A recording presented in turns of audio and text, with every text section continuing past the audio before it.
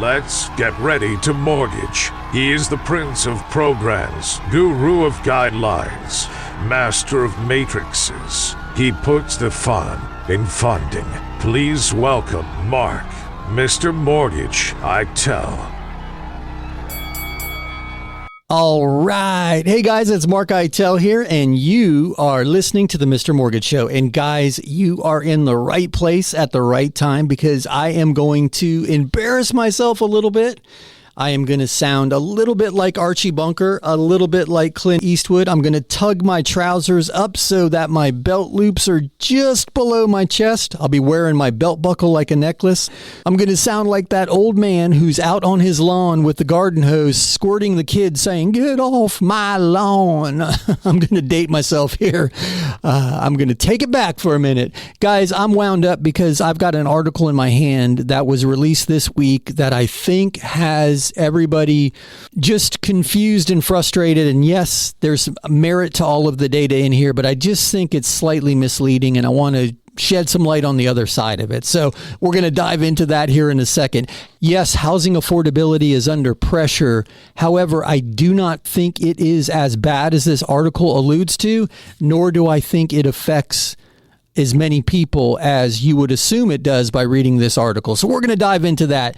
If you've got questions or comments, just call or text 855-462-7292. That's 855-462-7292. That's the Anytime Hotline. Jenn is womanning the hotline, and she will get your questions on the air. Or if you prefer, just head over to MrMortgageRadio.com. That's MrMortgageRadio.com. There's a big orange button in the middle of the screen that says Get Your Questions on the Air. Click that button, type your question in. It'll pop up on our end, and Jenn will read it on the air. MrMortgageRadio.com. But hey, let me dive in. This article was published Wednesday morning, written by Tim Mullaney on CNBC.com. And it starts off saying, man, guys, get ready for this. Ready? I need some dramatic music, and I don't have any loaded in the board. As mortgage rates reached a 23-year high last week, the cry went out across markets and social media. Is housing affordability dead? Has a version of the American dream, homeownership, kids, and backyard barbecues, died with it? My God, Mr. Mullaney, that is, hold on. What a well-written, scare the poop out of everybody headline. Man, oh man. And the article was fantastic, packed with a lot of good data. But my point is, I think you'll see it a little bit differently in one moment. So the spirit of the article is, what would it take for homeownership to become affordable again? And they talked about a $400,000 median mortgage amount.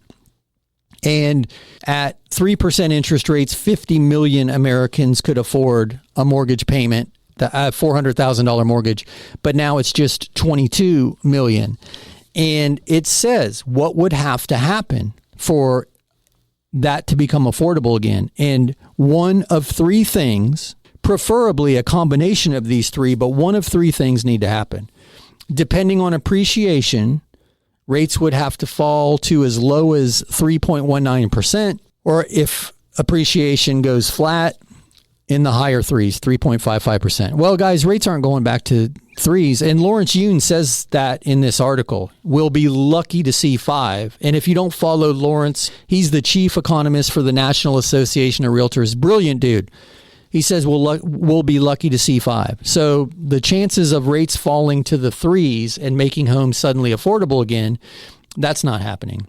Then the article said, well, the median price would have to fall to $265. Well, we're at $410. So it's unlikely that we're going to see that kind of haircut certainly without the supply coming to the market. And we're going to talk about that here in 1 second because that infuriated me in this article. And lastly, salaries would have to jump by 63%. Well, I don't know about you, but I don't know anybody getting a 63% raise. So again, unlikely. Now, guys, it wasn't too long ago, maybe a month ago, we did a show and I titled the podcast episode was titled Housing Crisis, Fact or Fiction. If you missed that episode, at least listen to the first 8 minutes because it'll tie perfectly into what we're talking about today. And you can find that at MrMortgageRadio.com at the bottom of the page. All of the back episodes are there. Okay, 2/3 of the population on average in recent history, going back to the 50s or 60s, have owned a home. Well, that's where we are today. So this idea that suddenly no one can afford a home is a little bit misleading. And it's only new home buyers, first-time home buyers, because if you own a home, it's highly likely that you've got a ton of equity. So if you sell, you can afford to put a bigger down payment down. You could afford to buy your interest rate down. So this idea that real estate is out of reach for everybody it's a farce. It's untrue. People have so much equity. A double-digit percentage of the population don't even have a mortgage. A lot of people could sell and pay cash. There's still a tremendous percentage of the population that can comfortably participate. So what we're really talking about is first-time home buyers, and that's where my mind went. Guys, if you've listened to the show for any length of time, you may have heard me tell this story.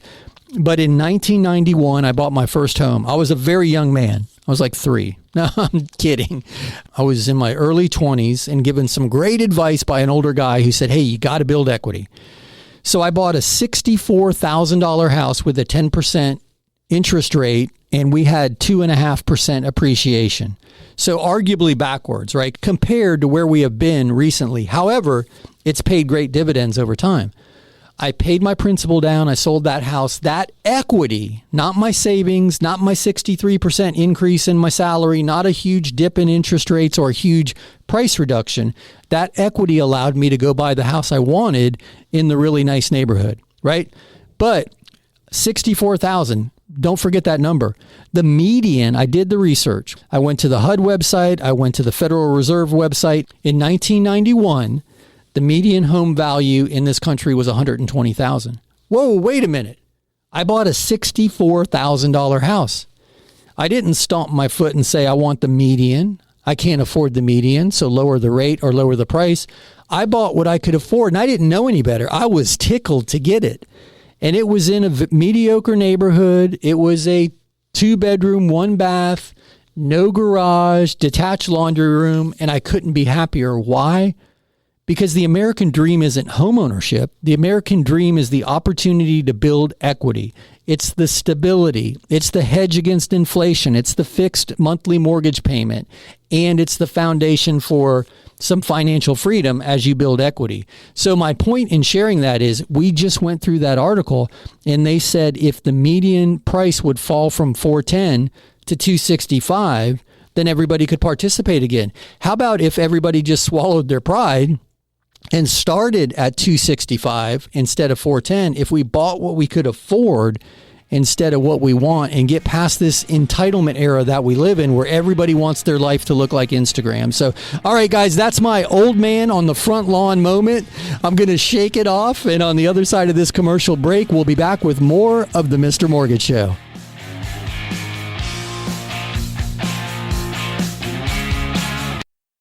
Have you recently gotten a mortgage approval and now you're wondering, how do you know if it's a good deal? I mean, the wrong decision can cost tens of thousands of dollars in fees and interest rate. Is any of this negotiable? Is this a good rate? Guys, it's Mark Eitel, host of the Mr. Mortgage Show, and we are happy at no cost or obligation to you to take a look at that fee sheet for you. We'll go line by line through it, and one of 3 things will happen. 1, we may congratulate you on getting an awesome deal, and then you can exhale and move forward knowing you did great. Or 2, we may be able to point out some places in that fee sheet that you can go back and renegotiate a better deal with your current lender. Or 3, and guys, this one's my favorite, we may be able to offer you even a better deal, saving you in fees or interest rate or both. Guys, there's no obligation. Just go to MrMortgageRadio.com. That's MrMortgageRadio.com. Click on that fee sheet review icon and we'll do the rest. It's Mark Eitel, NMLS 1929005. Hey, it's Mark Eitel, host of the Mr. Mortgage Show, and I'm going to interrupt this commercial break to ask you for a favor. If you know any friends, family, coworkers, or the guy in front of you at the grocery line who's talking or thinking about buying or selling or refinancing real estate, I'm hoping I can count on you to help me spread the word, introduce them to me, to the team. You can do that by simply sharing MrMortgageRadio.com. That's MrMortgageRadio.com. Guys, it's Mark Eitel, NMLS 1929005. Now, back to the commercials.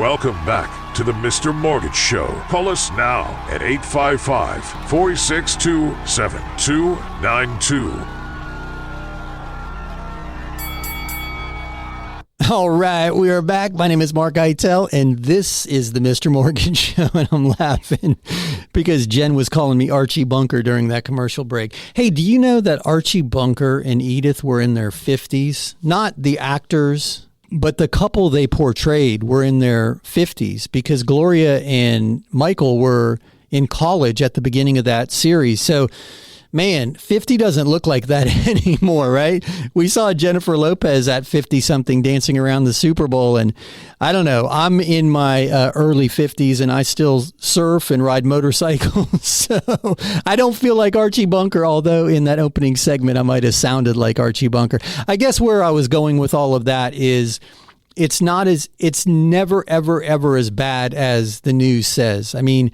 I remember when the news came on and basically just gave you the information with no opinion or drama behind it. And now I feel like it's more opinion than fact. So I appreciate everybody letting me have that moment. And I hope that was interesting. If you've got questions about it, let's dive into it. And speaking of your questions, call or text those to 855-462-7292. That's 855-462-7292. That's the Anytime Hotline. And as always, Jen is in control, womanning the hotline. She'll get your questions on the air.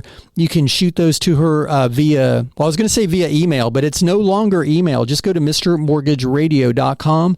That's mrmortgageradio.com, and there's a big orange button in the middle of the screen. Click that button, type your question in, and it'll pop up right here on our end. So anyway, Jen, and your questions are ready. So I feel like I kicked an ant pile over there. Let's see what we have. Hey, Jen, go ahead and throw me that first question. Amanda is asking, my husband works full-time, and I run a small online store. Can we use my income too when applying for a mortgage? I'm unsure because I work only around 3 hours a day. Hey, Amanda, this is a really, really good question. So I know where the confusion lies because you mentioned you work 3 hours a day. So in a lot of people's mind, they're going to treat that as a part-time job, but you really are self-employed. It just takes you 3 hours a day to run your business.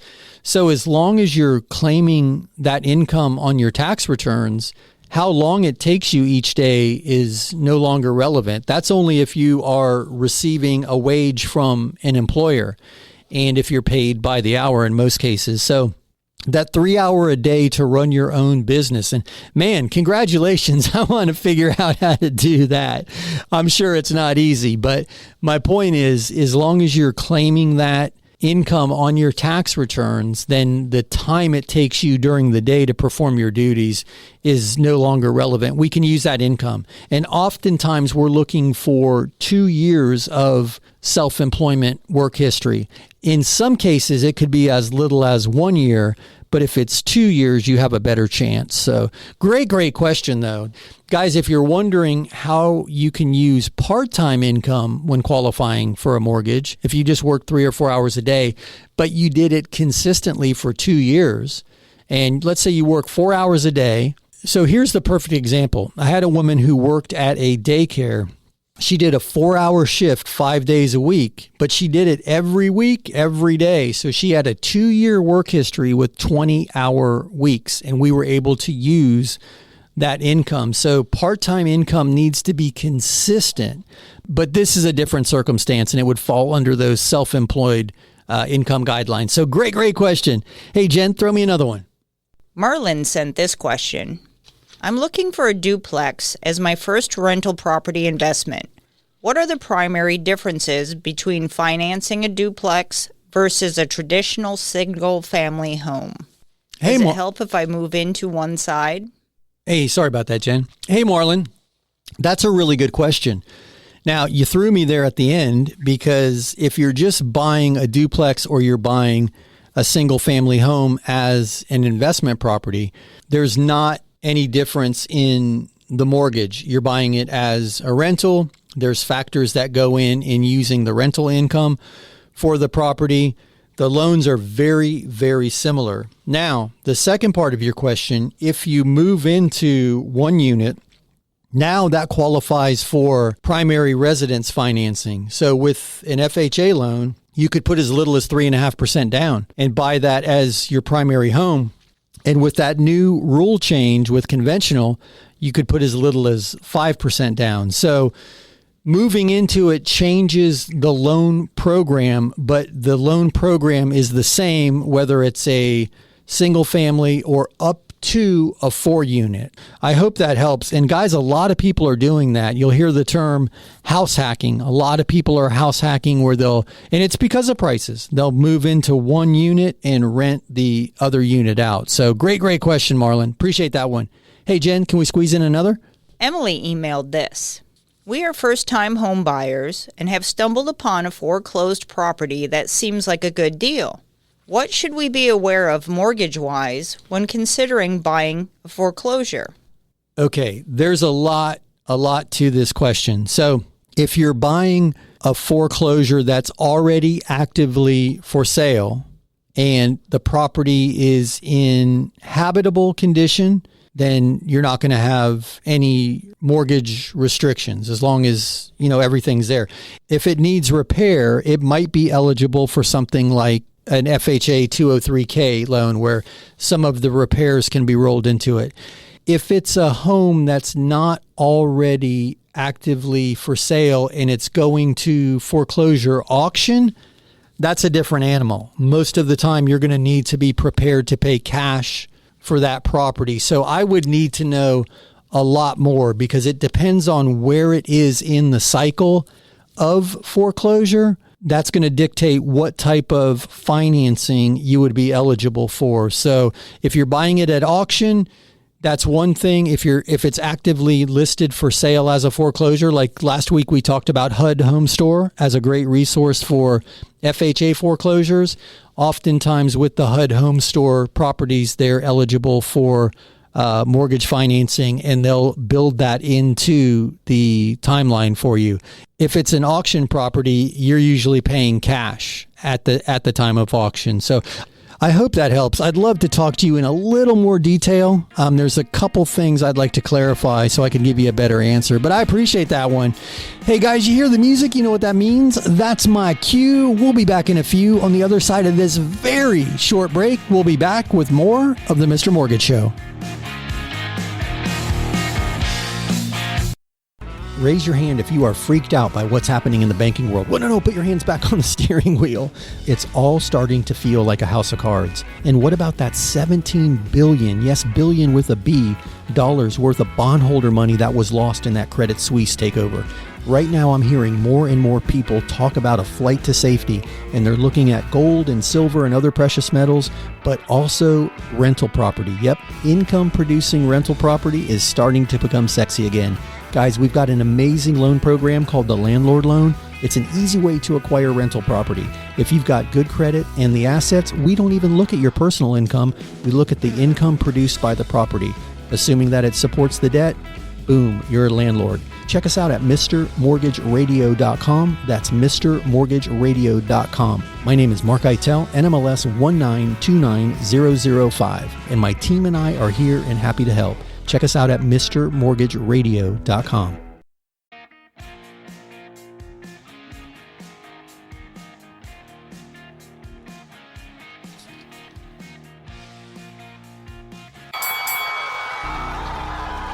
Welcome back to the Mr. Mortgage Show. Call us now at 855-462-7292. All right, we are back. My name is Mark Eitel, and this is the Mr. Mortgage Show. Man, we've had some great questions so far. If you've got questions or comments, just call or text 855-462-7292. That's 855-462-7292. That is the Anytime Hotline. I sound like I'm reading that so slowly because I have a tendency to race through that, so I've got it written out in front of me. Anytime hotline, slow down. 855-462-7292, or head over to mrmortgageradio.com. That's mrmortgageradio.com. You can't miss the big orange button in the middle of the screen that says get your questions on the air. If you click that button, type your question in, it'll pop up on our end, and Jen will read it on the air for you. All right, speaking of Jen and your questions, I'm going to throw it her way for another one. Go ahead, Jen. Josh is wondering, I've heard talk about the debt consolidation loans and wonder how we calculate whether refinancing our low rate makes sense. How do we calculate the average rate of our loans? Hey, Josh, that is a great question. And we built a calculator just for you. If you go to recrefi.com, that's recrefi.com. There is a debt consolidation calculator on there. And you can enter in all of your current debts, your current interest rates, your current payments, and then what a mortgage refinance would look like as far as a monthly savings. Or if there's no savings, it'll tell you that too. So check out recrefi.com. And I think when you say average interest rates, you're talking about a blended rate calculator. And if you Google that, there's a ton of them out there. But when it comes to evaluating if it makes sense, for most people, they're just looking at their monthly expenditures. So if a debt consolidation loan will save you, X number of dollars a month, then you can determine how long it'll take you to break even on the closing costs.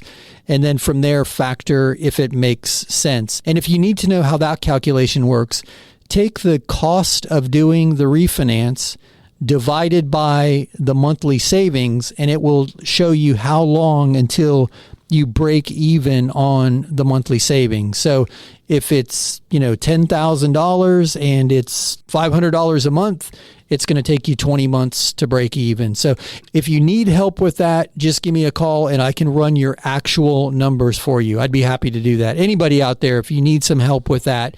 But a good jumping off point is recrefi.com. So I hope that helps. I appreciate that. Hey, Jen, do you have another question?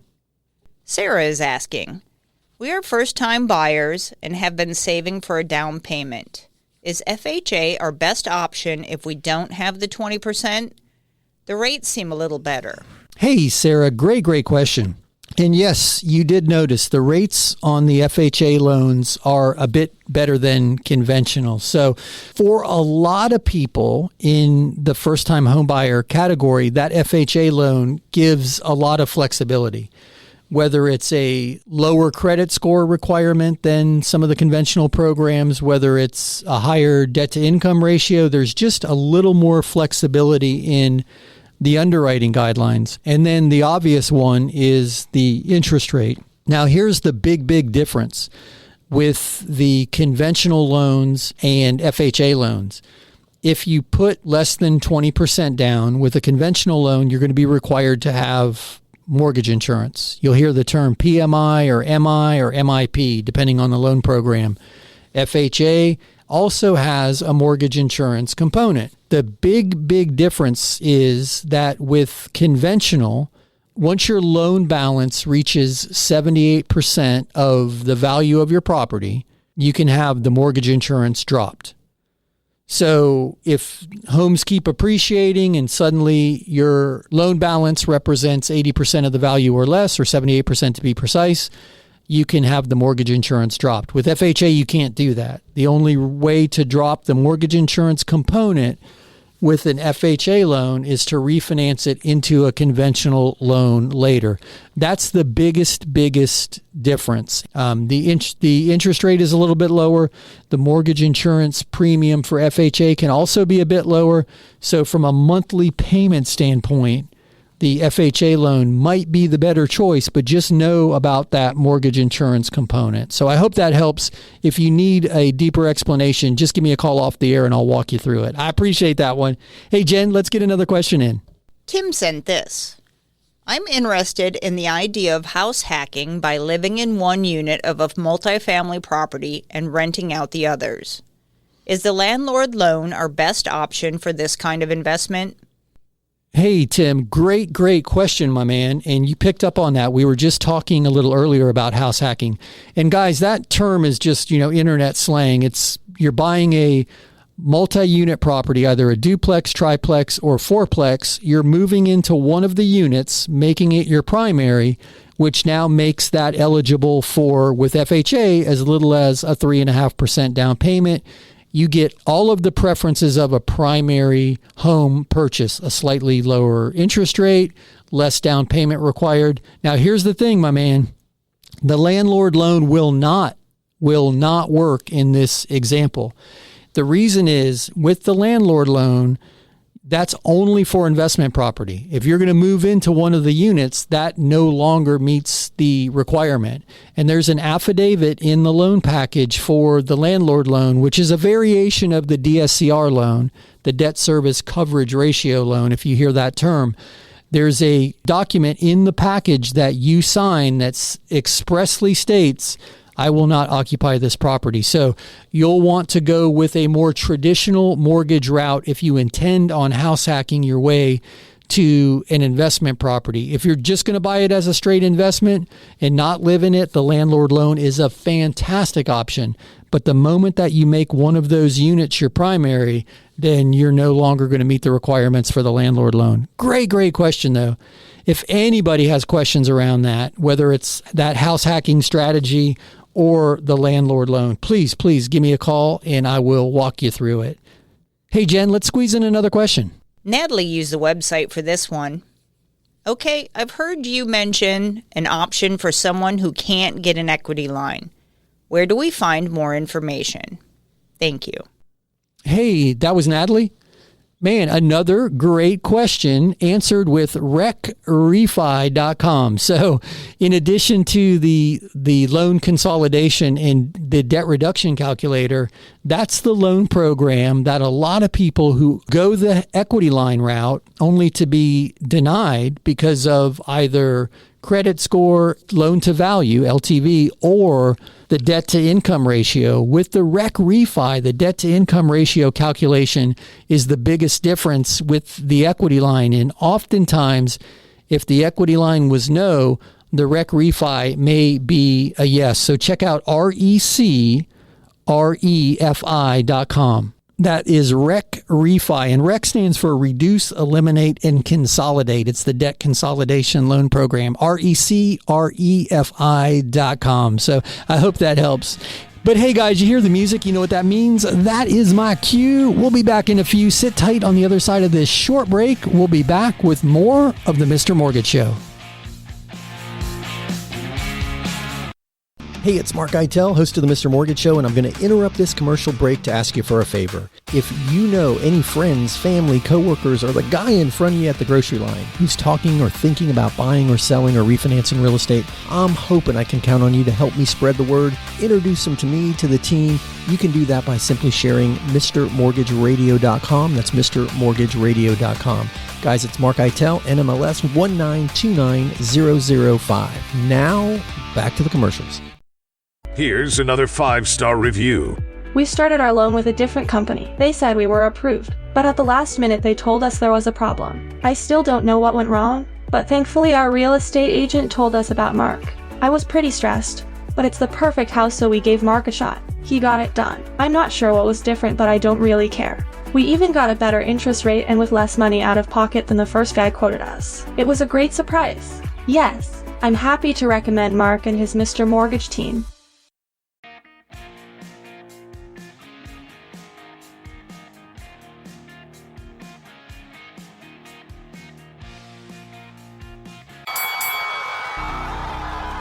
Welcome back to the Mr. Mortgage Show. Call us now at 855-462-7292. All right, we are back. My name is Mark Eitel, and this is the Mr. Mortgage Show. Guys, if you want your questions or comments on the air, just call or text 855-462-7292. That's 855 855-462-7292, affectionately known as the Anytime Hotline. 855-462-7292. Jenn is womanning the hotline. She'll get you on the air. Or you can shoot your questions over to her by visiting MrMortgageRadio.com. That's MrMortgageRadio.com. Right in the middle of the page is a big orange button that says Get Your Questions on the Air. If you click that, there's a little form that pops up, and Jenn will see your questions on her screen. That's MrMortgageRadio.com. And if you're curious to see what this mug looks like in person, I definitely have a face for radio, but I'm on the page too, MrMortgageRadio.com. Hey, but we've had some really, really good questions. I want to keep them rolling because we have a few stacked up back there. So Jenn, go ahead and throw me another question. Ben sent this text. We are looking at properties to invest in and rent out. The best deals are out of state. Is this even an option?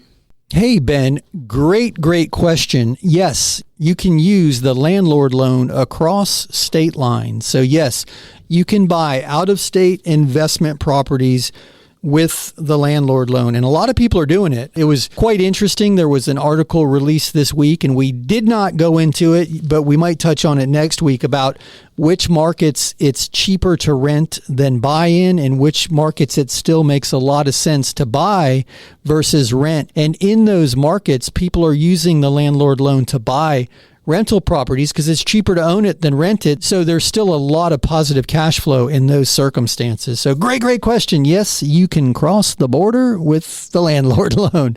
Hey, Jenn, toss me another one. Kelly has this question.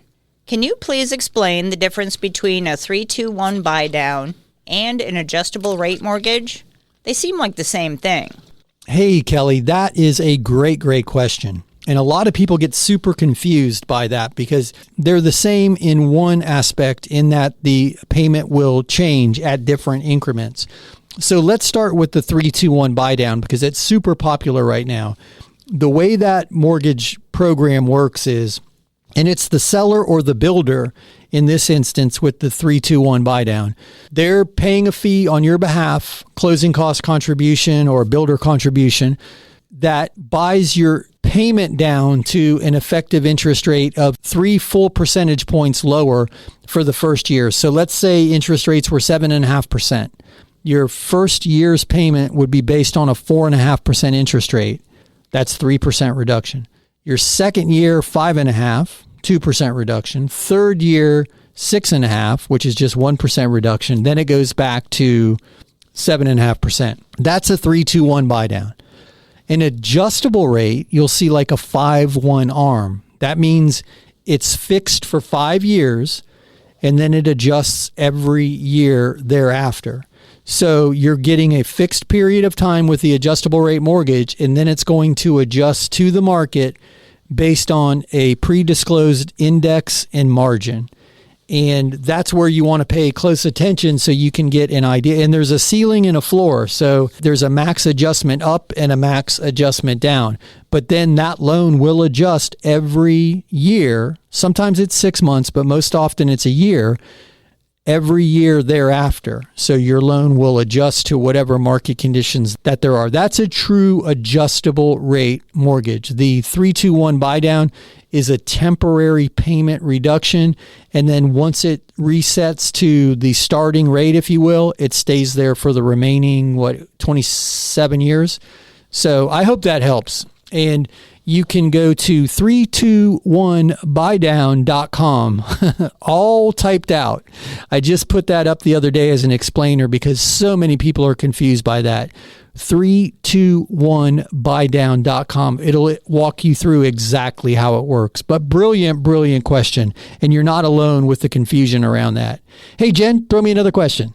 Jimmy sent this. I've heard about no income verification loans.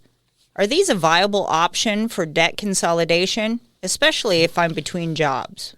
Hey, Jim, that's a great question, my man. I wish, but there's not a no income verification debt consolidation loan, and certainly not if you're currently unemployed. So it's probably not what you wanted to hear. Some people get the no income verification component of the landlord loan confused, but the income verification in that loan program is based on the rental income or the projected rental income of the property.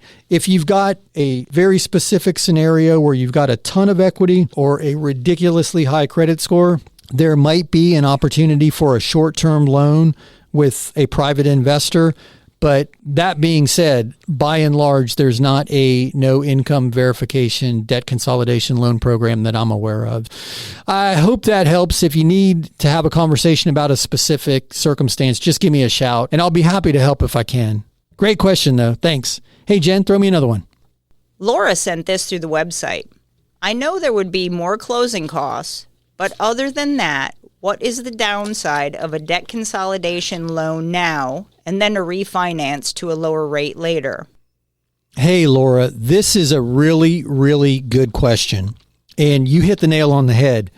The downside is the additional closing costs, because every time you do a refinance, those closing costs eat up a little bit of your equity. But this is the harsh reality a lot of people are faced with. They held on to that super low interest rate. They ran up their credit card. And I'm not saying this is your circumstance. This is just what we're seeing. And there's articles every week and data sets every week supporting this. Credit card debt is at an all-time high. Credit card interest rates are deep in the 20s. And equity line interest rates are in the teens. And people are thinking, my God, my debt load is becoming truly burdensome. And yes, that super low mortgage rate is attractive, but I'm getting buried everywhere else. So a lot of people are in this circumstance where they're just going to bite the bullet and do a debt consolidation refi, take the pressure off, save that monthly savings, and you can either apply it to principal or stick it in the bank for a rainy day. And that's basically what we're seeing people do right now because there's so much uncertainty around the economy. And then if rates pull back in the future, they'll do a rate and term refi. So the downside is a second set of closing costs. We have what we call a strategic refinance program where we are waiving as many of those closing cost fees that we control, but there's a certain percentage of costs you can't control. So great question. And that is the biggest downside, is the second set of closing costs. So I hope that helps. And guys, a lot of people are in this circumstance. Another thing we're seeing people do is they're waiting too long. We had a call on the air a couple weeks ago where the caller had lost her job. And at that point, heck, we just had a question or two ago about a no income verification loan for debt consolidation due to currently not working. If you're in that situation, then you're often left with no choice because without the job, you're not going to qualify for any type of debt consolidation refi. So I'm not saying it's right for everybody, but as this inflationary cycle that we're in puts more and more pressure on the consumer, and with the interest rate environment that the Fed is putting us in and likely to continue at very least holding, a lot of people are faced with this tough decision. So great question. I'm sorry that you're in this boat. If you want to walk through your specific scenario, I'd welcome the opportunity to jump on a call with you. But yes, you hit the nail on the head. The second set of closing costs is the big downside. Oh boy, I hear the music. Hey, before we go though, if you are out there and you are dealing with these circumstances and you're wondering, would a debt consolidation refi make sense? How do I make the landlord loan work if I'm crossing state lines? Where is that calculator Mark was talking about? Guys, just head over to MrMortgageRadio.com. Everything's there.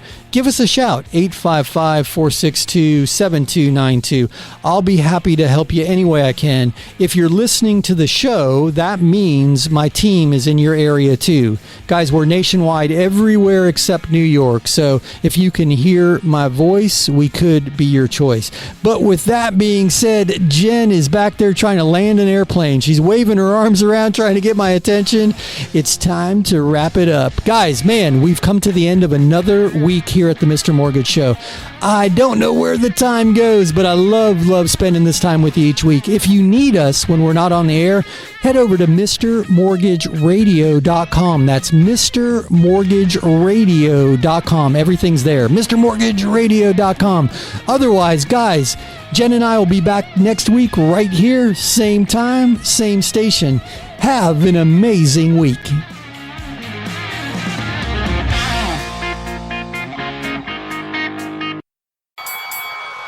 That's a wrap. Join Mark Eitel next week for more thrilling, edge-of-your-seat discussions about real estate and mortgages right here on The Mr. Mortgage Show.